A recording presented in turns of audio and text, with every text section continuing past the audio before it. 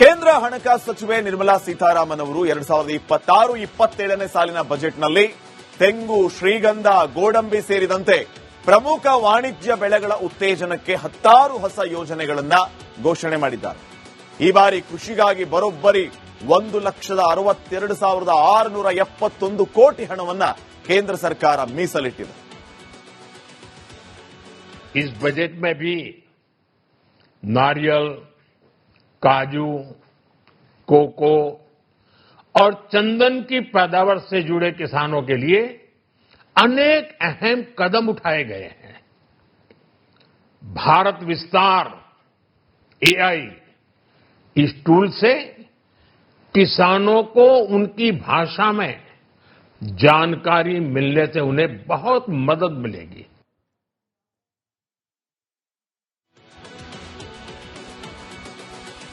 ಬಹಳ ಮುಖ್ಯವಾದಂತಹ ವಿಚಾರ, ರೈತರಿಗೆ ಏನ್ ಸಿಕ್ತು ಈ ಬಜೆಟ್ ಇಂದ? ರೈತರಿಗೆ ಅನುಕೂಲ ಆಗುತ್ತಾ ಇಲ್ವಾ? ರೈತರು ಆಸೆಗಣ್ಣಿಂದ ಕೇಂದ್ರದ ಬಜೆಟ್ನತ್ತ ನೋಡ್ತಾ ಇದ್ರು. ಸದ್ಯ ಕೃಷಿ ಕ್ಷೇತ್ರಕ್ಕೆ ಹೊಸ ಚೈತನ್ಯವನ್ನ ತುಂಬಿದೆ ಕೇಂದ್ರ ಸರ್ಕಾರ ಅಂತ ಹೇಳ್ಬಹುದು. ಕೃಷಿಗಾಗಿ ಬರೋಬ್ಬರಿ 1,62,671 ಕೋಟಿ ರೂಪಾಯಿ ಹಣ ಮೀಸಲಿರಿಸುವಂತ ಕೆಲಸ ಆಗಿದೆ.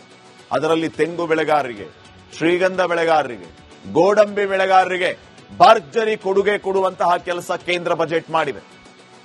ತೆಂಗು ಪ್ರೋತ್ಸಾಹಕ ಯೋಜನೆ ಘೋಷಣೆ ಮಾಡಿದೆ ಕೇಂದ್ರ ಸರ್ಕಾರ.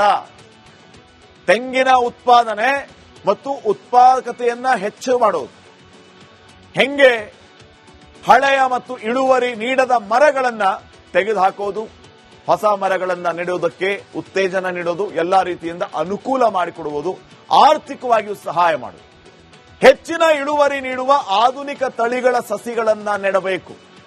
ಕೇಂದ್ರದ ಈ ಯೋಜನೆಯಿಂದ ಕರ್ನಾಟಕದ ರೈತರಿಗೆ ಲಾಭ ಆಗುತ್ತೆ. ತೆಂಗು ಬೆಳೆಯವರಿಗೆ ಗೋಡಂಬಿ, ಕೋಕೋ ಉತ್ಪಾದನೆಯನ್ನ ಹೆಚ್ಚು ಮಾಡೋದಕ್ಕೂ ಕೂಡ ಯೋಜನೆಗಳು. ಗೋಡಂಬಿ, ಕೋಕೋ ಉತ್ಪಾದನೆಯಲ್ಲಿ ಸ್ವಾವಲಂಬನೆಯ ಗುರಿ ಹೊಂದಿದೆ.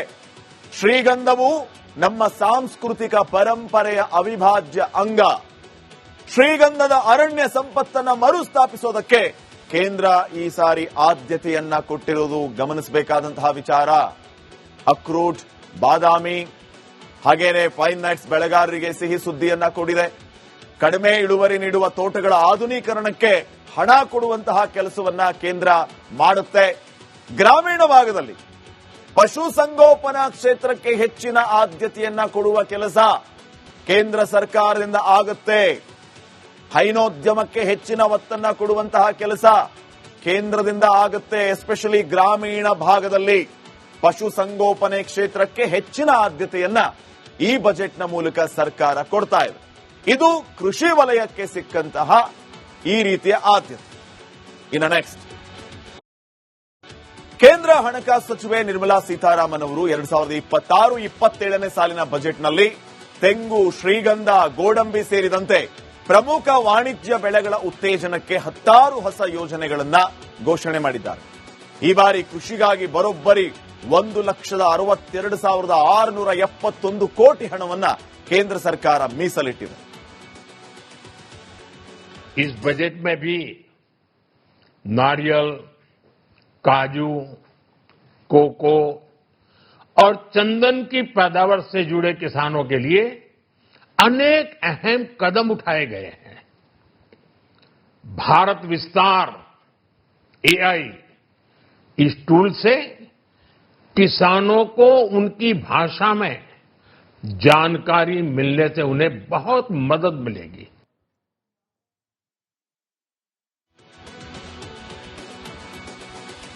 ಬಹಳ ಮುಖ್ಯವಾದಂತಹ ವಿಚಾರ, ರೈತರಿಗೆ ಏನ್ ಸಿಕ್ತು ಈ ಬಜೆಟ್ ಇಂದ?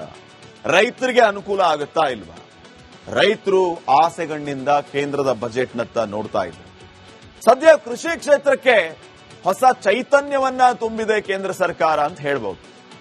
ಕೃಷಿಗಾಗಿ ಬರೋಬ್ಬರಿ 1,62,671 ಕೋಟಿ ರೂಪಾಯಿ ಹಣ ಮೀಸಲಿರಿಸುವಂತ ಕೆಲಸ ಆಗಿದೆ. ಅದರಲ್ಲಿ ತೆಂಗು ಬೆಳೆಗಾರರಿಗೆ, ಶ್ರೀಗಂಧ ಬೆಳೆಗಾರರಿಗೆ, ಗೋಡಂಬಿ ಬೆಳೆಗಾರರಿಗೆ ಭರ್ಜರಿ ಕೊಡುಗೆ ಕೊಡುವಂತಹ ಕೆಲಸ ಕೇಂದ್ರ ಬಜೆಟ್ ಮಾಡಿದೆ. ತೆಂಗು ಪ್ರೋತ್ಸಾಹಕ ಯೋಜನೆ ಘೋಷಣೆ ಮಾಡಿದೆ ಕೇಂದ್ರ ಸರ್ಕಾರ. ತೆಂಗಿನ ಉತ್ಪಾದನೆ ಮತ್ತು ಉತ್ಪಾದಕತೆಯನ್ನ ಹೆಚ್ಚು ಮಾಡೋದು. ಹೆಂಗೆ ಹಳೆಯ ಮತ್ತು ಇಳುವರಿ ನೀಡದ ಮರಗಳನ್ನ ತೆಗೆದುಹಾಕೋದು, ಹೊಸ ಮರಗಳನ್ನ ನೆಡುವುದಕ್ಕೆ ಉತ್ತೇಜನ ನೀಡೋದು, ಎಲ್ಲಾ ರೀತಿಯಿಂದ ಅನುಕೂಲ ಮಾಡಿಕೊಡುವುದು, ಆರ್ಥಿಕವಾಗಿಯೂ ಸಹಾಯ ಮಾಡುವುದು. ಹೆಚ್ಚಿನ ಇಳುವರಿ ನೀಡುವ ಆಧುನಿಕ ತಳಿಗಳ ಸಸಿಗಳನ್ನ ನೆಡಬೇಕು. ಕೇಂದ್ರದ ಈ ಯೋಜನೆಯಿಂದ ಕರ್ನಾಟಕದ ರೈತರಿಗೆ ಲಾಭ ಆಗುತ್ತೆ. ತೆಂಗು ಬೆಳೆಯವರಿಗೆ ಗೋಡಂಬಿ, ಕೋಕೋ ಉತ್ಪಾದನೆಯನ್ನ ಹೆಚ್ಚು ಮಾಡೋದಕ್ಕೂ ಕೂಡ ಯೋಜನೆಗಳು. ಗೋಡಂಬಿ, ಕೋಕೋ ಉತ್ಪಾದನೆಯಲ್ಲಿ ಸ್ವಾವಲಂಬನೆಯ ಗುರಿ ಹೊಂದಿದೆ. ಶ್ರೀಗಂಧವು ನಮ್ಮ ಸಾಂಸ್ಕೃತಿಕ ಪರಂಪರೆಯ ಅವಿಭಾಜ್ಯ ಅಂಗ. ಶ್ರೀಗಂಧದ ಅರಣ್ಯ ಸಂಪತ್ತನ್ನ ಮರುಸ್ಥಾಪಿಸೋದಕ್ಕೆ ಕೇಂದ್ರ ಈ ಸಾರಿ ಆದ್ಯತೆಯನ್ನ ಕೊಟ್ಟಿರುವುದು ಗಮನಿಸಬೇಕಾದಂತಹ ವಿಚಾರ. ಅಕ್ರೂಟ್, ಬಾದಾಮಿ ಹಾಗೇನೆ ಫೈನ್ ನಟ್ಸ್ ಬೆಳೆಗಾರರಿಗೆ ಸಿಹಿ ಸುದ್ದಿಯನ್ನ ಕೊಡಿದೆ. ಕಡಿಮೆ ಇಳುವರಿ ನೀಡುವ ತೋಟಗಳ ಆಧುನೀಕರಣಕ್ಕೆ ಹಣ ಕೊಡುವಂತಹ ಕೆಲಸವನ್ನ ಕೇಂದ್ರ ಮಾಡುತ್ತೆ. ಗ್ರಾಮೀಣ ಭಾಗದಲ್ಲಿ ಪಶುಸಂಗೋಪನಾ ಕ್ಷೇತ್ರಕ್ಕೆ ಹೆಚ್ಚಿನ ಆದ್ಯತೆಯನ್ನ ಕೊಡುವ ಕೆಲಸ ಕೇಂದ್ರ ಸರ್ಕಾರದಿಂದ ಆಗುತ್ತೆ. ಹೈನೋದ್ಯಮಕ್ಕೆ ಹೆಚ್ಚಿನ ಒತ್ತನ್ನ ಕೊಡುವಂತಹ ಕೆಲಸ ಕೇಂದ್ರದಿಂದ ಆಗುತ್ತೆ. ಎಸ್ಪೆಷಲಿ ಗ್ರಾಮೀಣ ಭಾಗದಲ್ಲಿ ಪಶುಸಂಗೋಪನೆ ಕ್ಷೇತ್ರಕ್ಕೆ ಹೆಚ್ಚಿನ ಆದ್ಯತೆಯನ್ನ ಈ ಬಜೆಟ್ನ ಮೂಲಕ ಸರ್ಕಾರ ಕೊಡ್ತಾ ಇದೆ. ಇದು ಕೃಷಿ ವಲಯಕ್ಕೆ ಸಿಕ್ಕಂತಹ ಈ ರೀತಿಯ ಆದ್ಯತೆ. ಇನ್ನು ನೆಕ್ಸ್ಟ್, ಕೇಂದ್ರ ಹಣಕಾಸು ಸಚಿವೆ ನಿರ್ಮಲಾ ಸೀತಾರಾಮನ್ ಅವರು 2026-27ನೇ ಸಾಲಿನ ಬಜೆಟ್ನಲ್ಲಿ ತೆಂಗು, ಶ್ರೀಗಂಧ, ಗೋಡಂಬಿ ಸೇರಿದಂತೆ ಪ್ರಮುಖ ವಾಣಿಜ್ಯ ಬೆಳೆಗಳ ಉತ್ತೇಜನಕ್ಕೆ 10 ಹೊಸ ಯೋಜನೆಗಳನ್ನ ಘೋಷಣೆ ಮಾಡಿದ್ದಾರೆ. ಈ ಬಾರಿ ಕೃಷಿಗಾಗಿ ಬರೋಬ್ಬರಿ 1,62,671 ಕೋಟಿ ಹಣವನ್ನ ಕೇಂದ್ರ ಸರ್ಕಾರ ಮೀಸಲಿಟ್ಟಿದೆ. इस बजट में भी नारियल, काजू, कोको और चंदन की पैदावार से जुड़े किसानों के लिए अनेक अहम कदम उठाए गए हैं. भारत विस्तार एआई इस टूल से किसानों को उनकी भाषा में जानकारी मिलने से उन्हें बहुत मदद मिलेगी.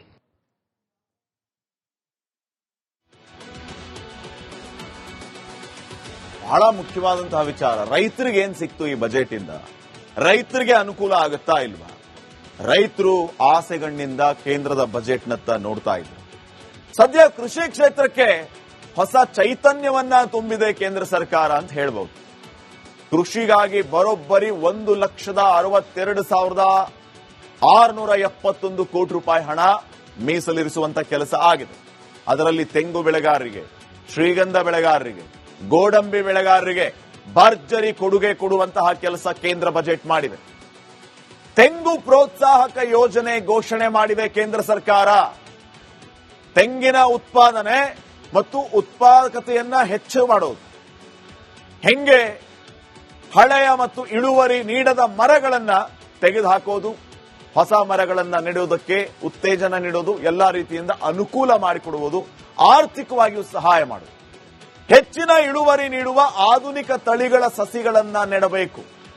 ಕೇಂದ್ರದ ಈ ಯೋಜನೆಯಿಂದ ಕರ್ನಾಟಕದ ರೈತರಿಗೆ ಲಾಭ ಆಗುತ್ತೆ. ತೆಂಗು ಬೆಳೆಯವರಿಗೆ ಗೋಡಂಬಿ, ಕೋಕೋ ಉತ್ಪಾದನೆಯನ್ನ ಹೆಚ್ಚು ಮಾಡೋದಕ್ಕೂ ಕೂಡ ಯೋಜನೆಗಳು.